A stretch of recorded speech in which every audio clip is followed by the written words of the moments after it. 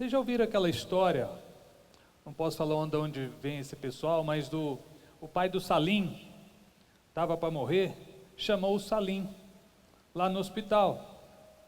E aí o pai dele falou: Salim, está vendo esse meu relógio? Era do meu tataravô, passou para o meu bisavô, que passou para o meu avô, que passou para o meu pai, e hoje está comigo. Agora chegou a sua vez. Quer comprar? Isso é uma história. Isso não é legado. Isso no máximo pode ser uma cultura ou anticultura. O pai que ensina o filho a ser corintiano, a ser palmeirense, flamenguista, vascaíno, santista, são paulino, o que quer que seja. Isso não é legado. Isso é ensinar o menino a sofrer. É ensinar o menino a sofrer por causa de 10 neguinhos que correm atrás da bola. Então fica 10 neguinhos correndo atrás da bola, ou tentando correr, ganha 500 mil por mês, 1 milhão por mês, e nós ficamos de cá pagando tudo aquilo. Falando, é o meu time. Negão, não é o seu time. Se fosse o seu time, tu estaria lá. Há 15 dias atrás eu conheci um grande técnico do Brasil, o cara foi técnico até de seleções no exterior. Tive o privilégio de bater um papo com ele, mas um cara normal, tranquilo, vive disso. As pessoas vivem disso porque nós bancamos isso. Isso não é legado. Isso é cultura ou até anticultura, do jeito que você quiser encarar. Eu quero dar um nó na sua cabeça, porque diferentemente dos preletores anteriores, eu sou um cara mais simprão, eu sou um goiano, então eu estou me dando o direito de usar da minha ignorância para falar com vocês aquilo que eu entendo de legado. E eu vou dar um nó mesmo, porque de repente o meu conceito ele não é correto, ele pode estar enganado, mas eu queria que você prestasse atenção. Tem um homem na Bíblia, no Velho Testamento, que, é um dos grandes homens. Então nós tivemos grandes homens no Velho Testamento. Então a gente teve Abraão, teve Moisés, Noé e tantos outros. Mas teve um homem especial, chamado Davi.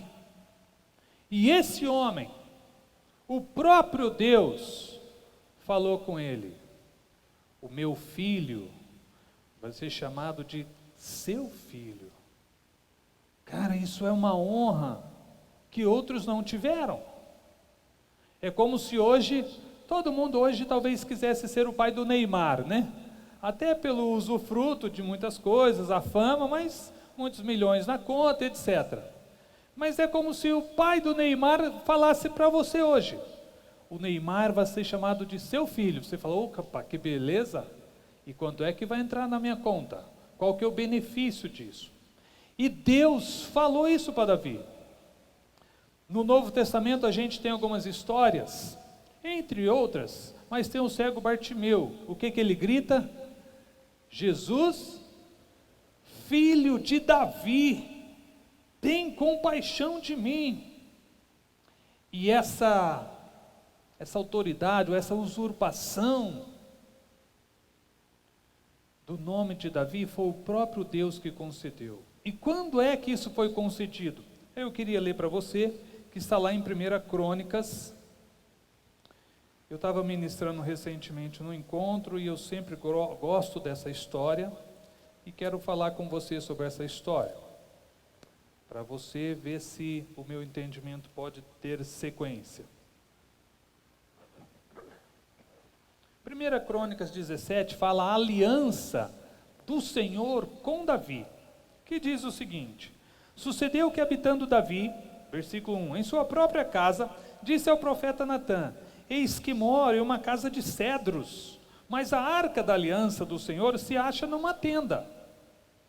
Então Natã disse a Davi: faze tudo quanto está no seu coração, porque Deus é contigo. Porém, Naquela mesma noite veio a palavra do Senhor a Natã dizendo: vai e diz a meu servo Davi, assim diz o Senhor, tu não edificarás casa para a minha habitação. Versículo 5 eu não entendo, mas eu quero ler para você. Por quê? Isso é Deus falando para Davi, através de Natã.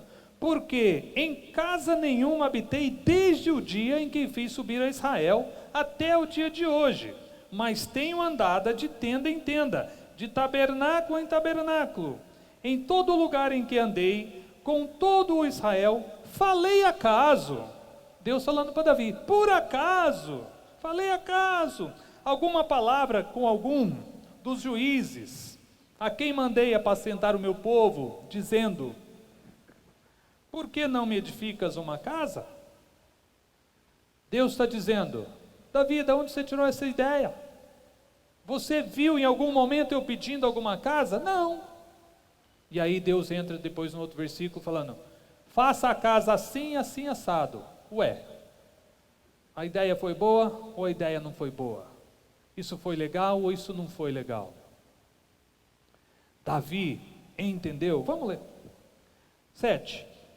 Agora, pois, dirás ao meu servo Davi, dizendo: assim diz o Senhor dos Exércitos, tomei-te da malhada, de detrás das ovelhas, para que fosses príncipe sobre o meu povo Israel, e fui contigo por onde quer que andares, eliminei os teus inimigos de diante de ti, e fiz grande o teu nome, como só os grandes têm na terra. Preparei lugar para o meu povo de Israel, e plantei, para que habite no seu lugar e não mais seja perturbado, e jamais os filhos da perversidade o oprimam como dantes. Desde o dia em que mandei houvesse juízes.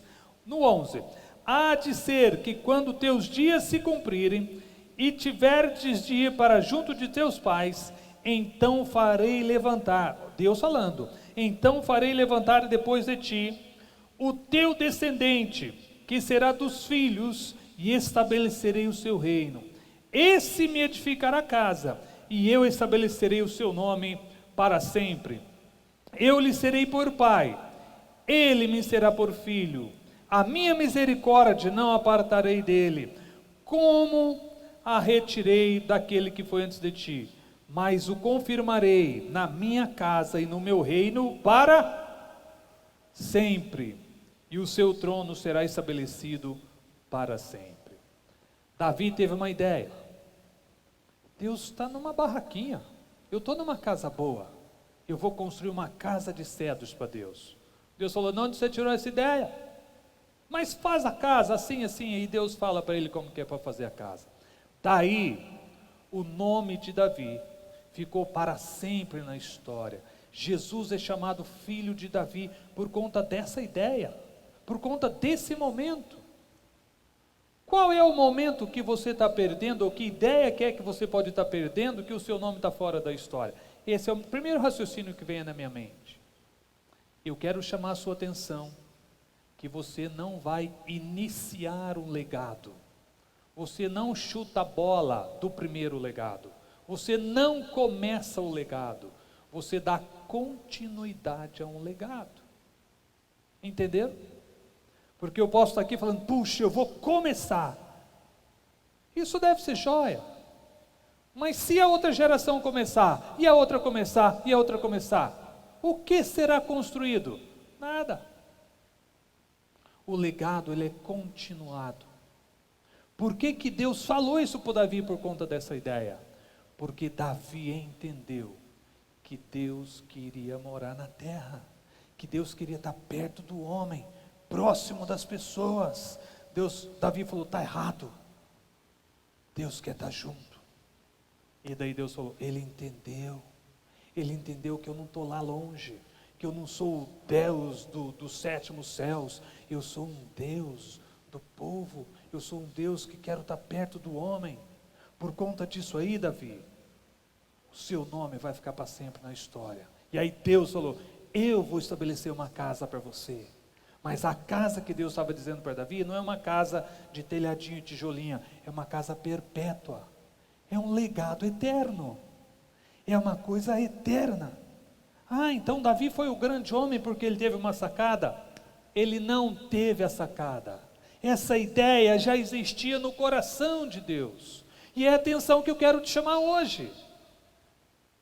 Davi, digamos que tem uma vida normal, uma vida mediana, é a vida natural. Parece que Davi subiu a cabecinha, entrou numa nuvem, numa fumaça, e Davi viu algo de cima.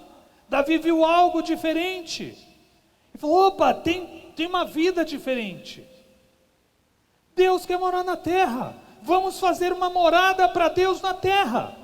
E Deus falou: por conta disso, negão, o seu nome vai estar para sempre na história. E eu quero chamar a sua atenção. A ideia não foi de Davi, a ideia já estava no coração de Deus, a ideia já era dos céus. Então, quando um homem, esse homem chamado Davi, e esse homem pode ser você, quando um homem natural, um homem normal, ele sai dessa vida medíocre, eu vou te chamar, desculpa, dessa vida cotidiana, e ele enxerga algo superior que está no coração de Deus. Esse homem é introduzido na história. Então você não vai começar a história. O seu legado é continuar uma história que está no coração do Pai. Então quero chamar a sua atenção, não crie um legado. Não invente a 8ª bomba atômica. Continue o legado. De que forma? Deus, o que passa no seu coração?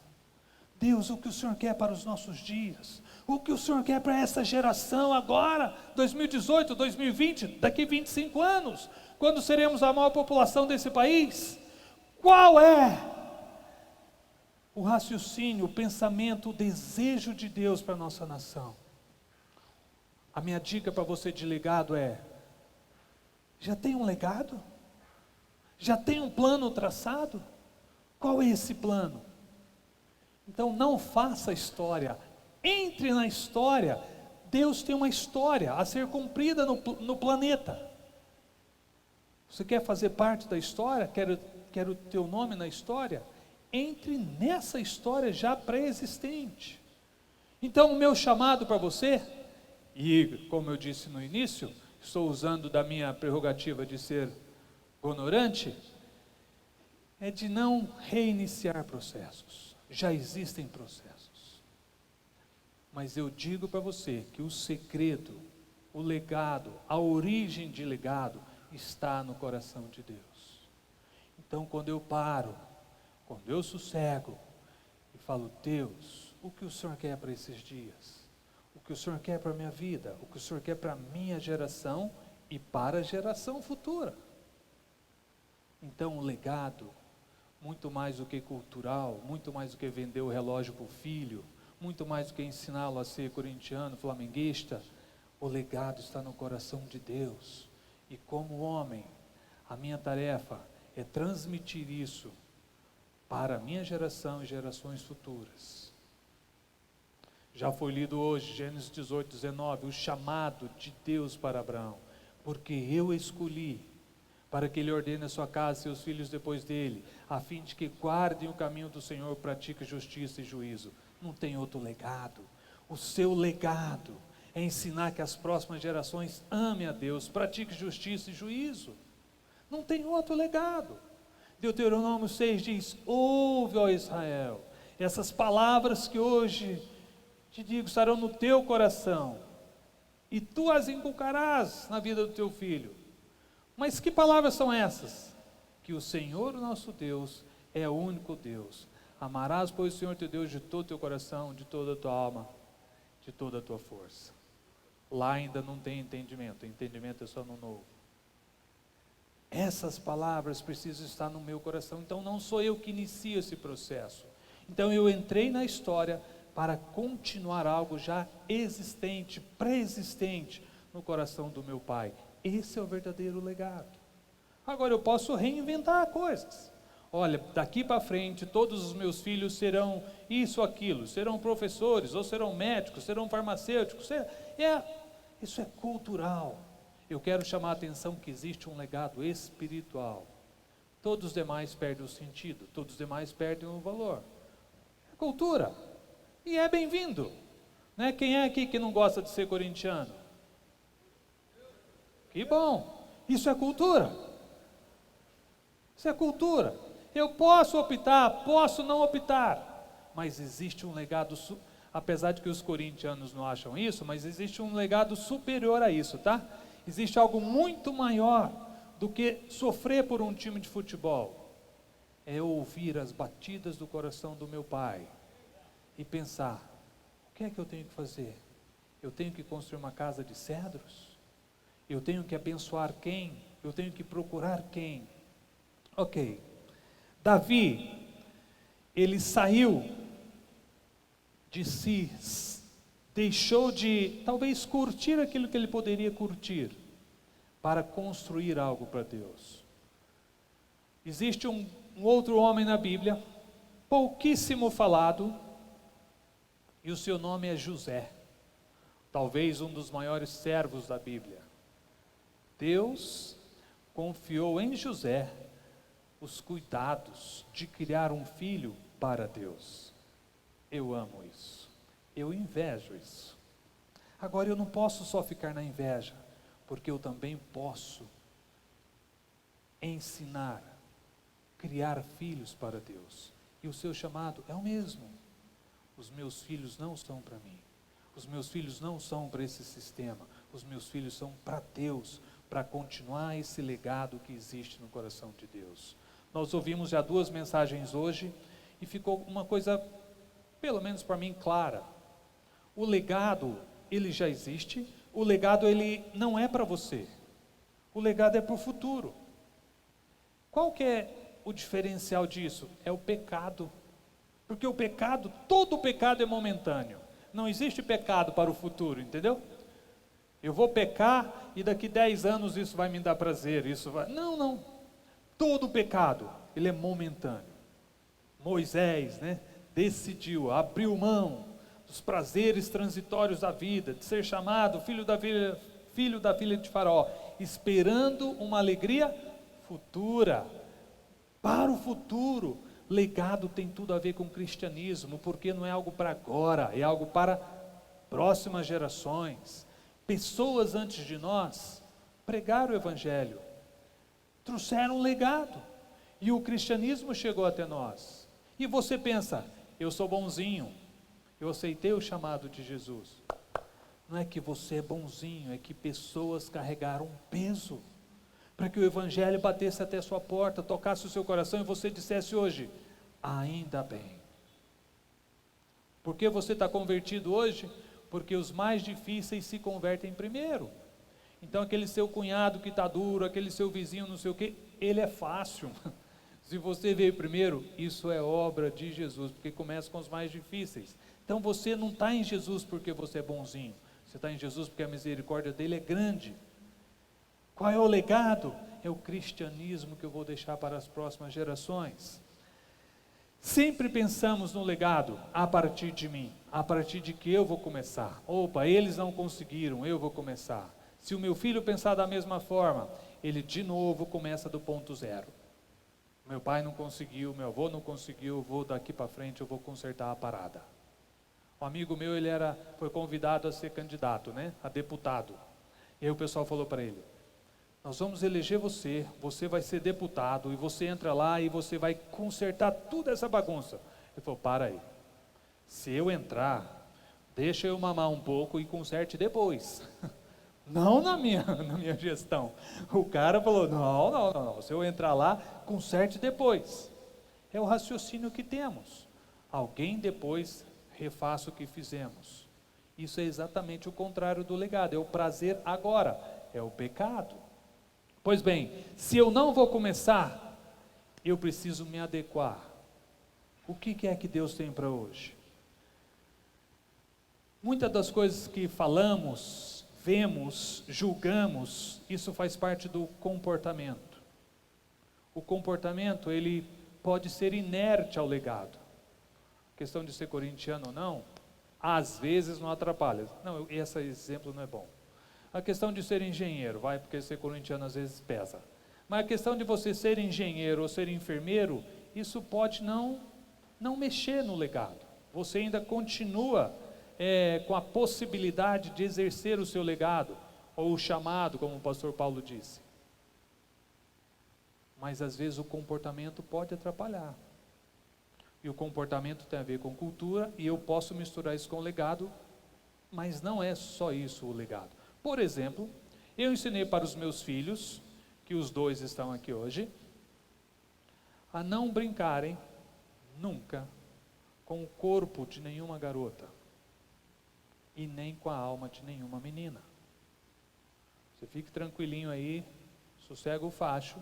Quando você casar, você vai ter a sua primeira relação sexual naquele dia, depois do casamento.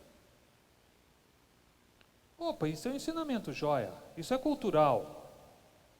Você pode pensar diferente. Isso tem a ver com legado? Pode ser. Pode ser que o bom comportamento, não é exatamente o bom, mas o comportamento mais próximo do legado, mais próximo do chamado, facilite a ação de Deus na sua vida. Facilite aquilo que Deus tem para a sua vida, meu filho. Então, caminhar em cima disso, mas isso foi o meu pai que inventou, foi o meu pai que ensinou. Será que isso estava no coração de Deus? O fato de ensinar meu filho a não brincar com o corpo de nenhuma garota? Para mim, está. Então, às vezes, o comportamento pode desestabilizar ou ajudar o legado. O comportamento em si não é o legado, ok? Então, eu não nasci para não pecar. Eu não casei para não me divorciar. Eu me casei para ter uma vida saudável, boa, produtiva e abençoadora. Então eu não casei para não brigar. Vamos lutar para não brigar, vamos lutar para não... Não, isso é o mínimo exigido, isso é o alicerce, isso é o estágio zero. Nós casamos para muito mais do que não só brigar. Qual é o legado que está no coração de Deus hoje? O que passa no coração do Pai, Criador de todas as coisas? Será que Ele tem um plano para a nossa vida hoje? Será que esse dia de hoje estava escrito no coração dele? Legado é de geração para geração. Quando você espera algo em Deus, e incute, como está em Deuteronômio 6, incute isso na vida dos filhos, o legado permanece e a esperança continua. Maria ficou grávida do Espírito Santo, uma jovem, que devia ser um show, Maria, e foi visitar Isabel, uma senhora já mais idosa. E Isabel ficou triste ou feliz ao ver Maria grávida do Salvador? Ela ficou feliz, porque ela disse: em você, a partir de você vai cumprir tudo o que a gente falava, tudo o que nós esperávamos, pronto, estamos vendo, será realizado. Legado é continuação. Isabel poderia falar: quem você pensa que é? Você está pensando que é mais santa do que a gente? Você está pensando que o Salvador está dentro de você? Eu também estou grávida, o meu vai ser...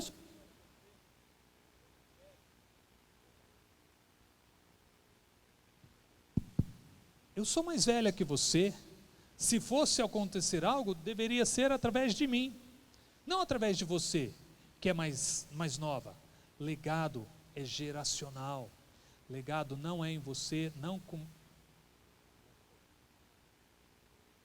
começa com você. Ele tem uma continuidade. Obrigado. Tem uma continuidade. Como pai, meu trabalho é levar a próxima geração a querer mais do reino de Deus do que as coisas do presente. Muitas coisas são culturais. Agora, essa questão de ensinar os nossos filhos a amarem o presente, as oportunidades momentâneas, isso impede que eles entrem num legado maior. quando está tudo muito bem, tudo muito delicioso, vamos aproveitar o melhor do que a vida tem, nós deixamos o legado de lado e vamos caminhando nesses presentes do porvir. Eu queria ler um outro trecho que está em 2 Reis.